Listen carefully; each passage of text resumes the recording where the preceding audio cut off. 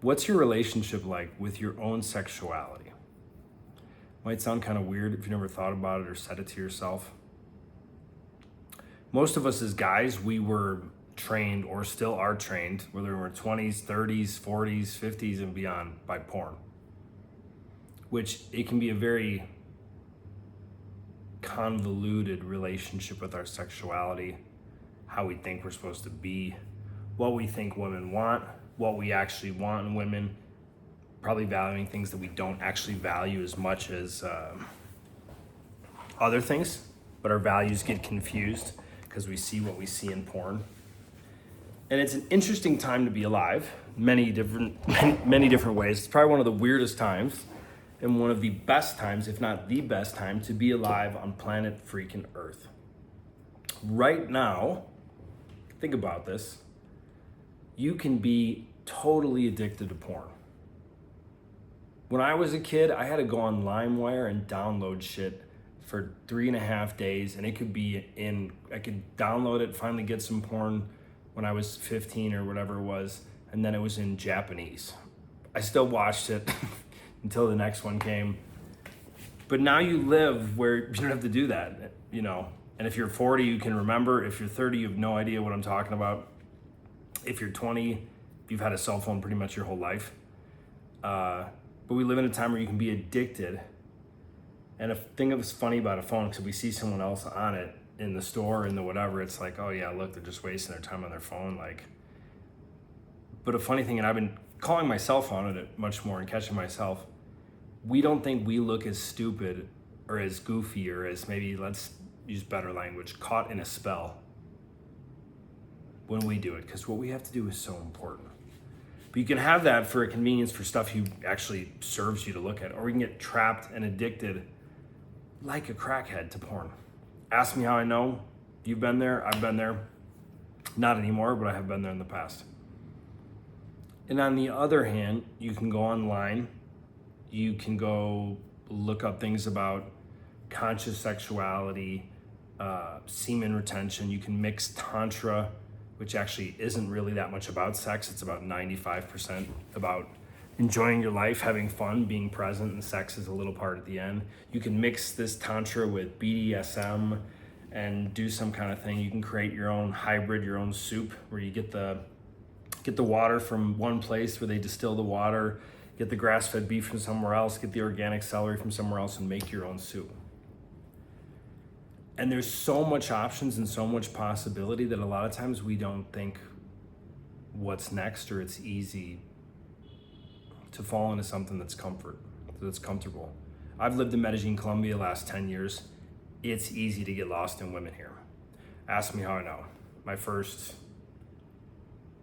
3 years, really bad.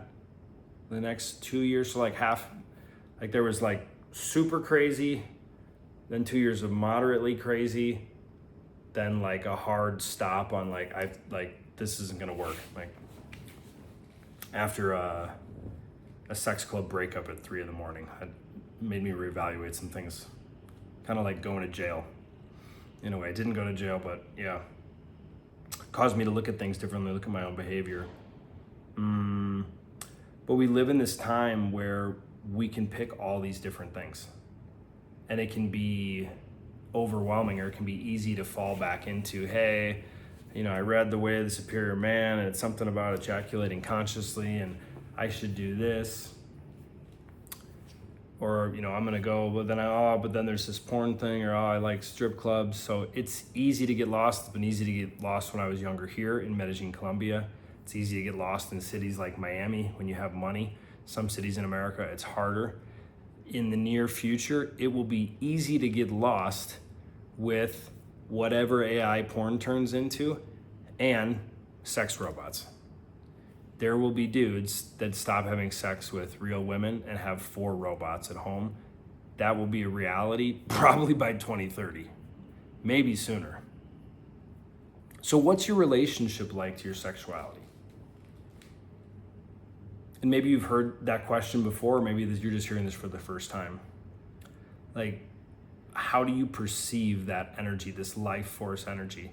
You could argue that a man's sexual energy in its essence of what it does in creation is actually infinitely more powerful than a woman's. They're probably equal, or just they're equally powerful in unique ways, but literally the spark of life comes from our semen and our sexual energy. A woman, but it's like instant. A woman takes nine plus months to create that baby. So we have this magnificent force within us, and we can be wasting it. Or if I look back at my own life, I can realize that the majority of my life, even when I was doing this conscious tantra, whatever, was just like high class lust. And it used to really bother me when I would hear, I don't know, maybe you can relate, when I'd hear about, healthy desire versus lust, I'd be like, this is, and you can probably relate as a guy, if you're hearing it coming out of a woman's mouth about how she understands or this is hard.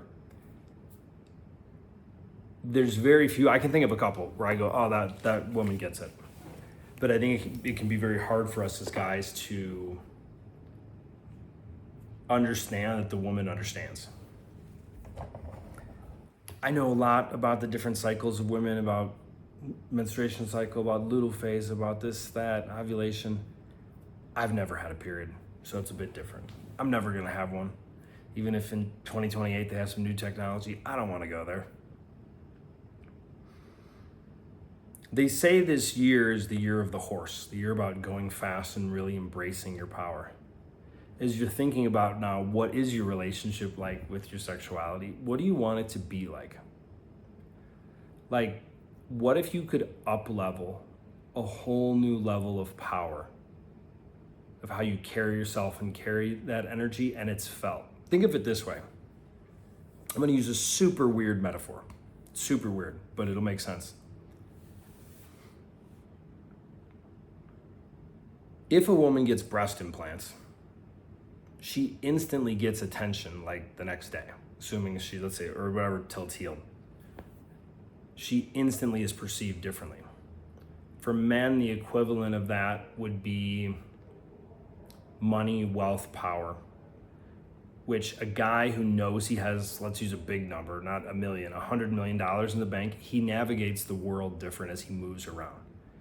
He'll give off a different energy, a different persona,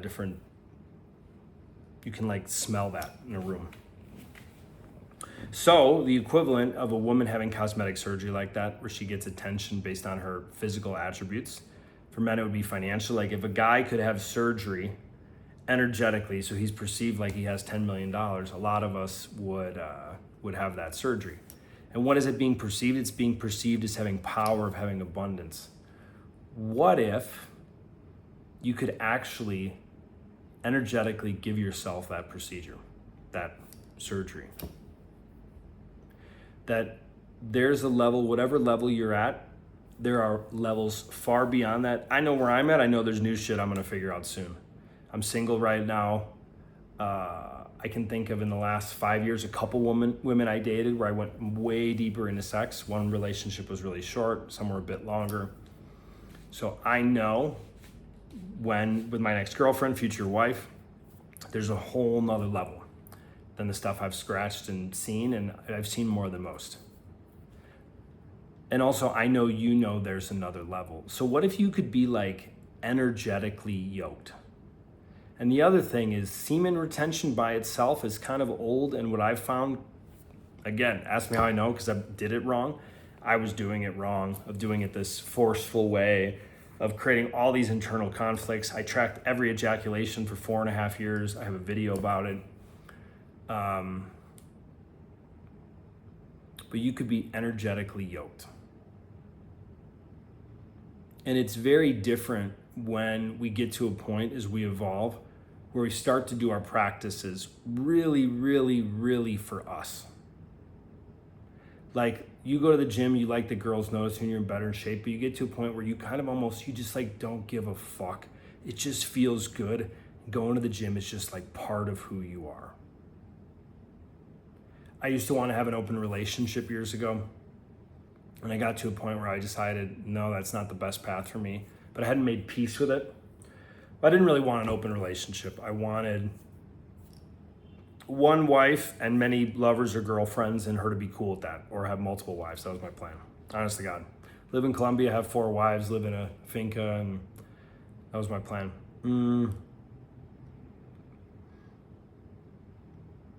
It'll come to me, where was I going with that?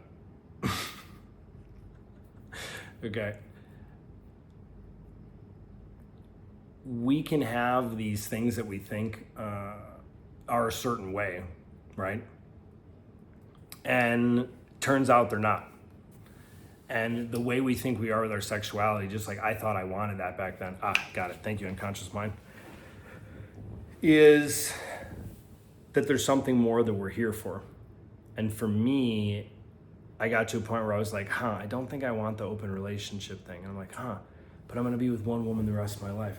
Can I make peace with that? And I was like, all right, I'll do this because it's a sacrifice to my future relationship. So is me having to miss out to be like that? And I started to realize that, this is a while ago, felt shitty. And I remember I was sitting down with this guy, and he said, I'm monogamous for me first, and explained it. It was a guy, I don't know, 10, 20 years older than me. And in that moment, I was like, oh, I want to adopt that kind of philosophy. Like, I didn't know. I just thought I'd be monogamous, I'd be pretty happy, but I'd still want to have sex with other women and then be like kind of angry. Or then like almost indirectly point to my woman, be like, well, I gave this up for you. So why am I telling you this story? Because there's different levels. I can see my own levels, some maybe weird as you hear about them, but my own levels along the way. And you have different levels. So I invite you, what's your relationship with your sexuality in this super powerful year? If you could change it, even if you've done some of the no-fap stuff, tantra, semen retention, what do you want this year to be like with your sexuality? I'll tell you mine, but I can't tell you right now because I'm gonna wrap up the video at 12:12. But yeah, I've developed some new things for this year for myself, and it's been exciting to say the least. More to share in the next video. See you soon.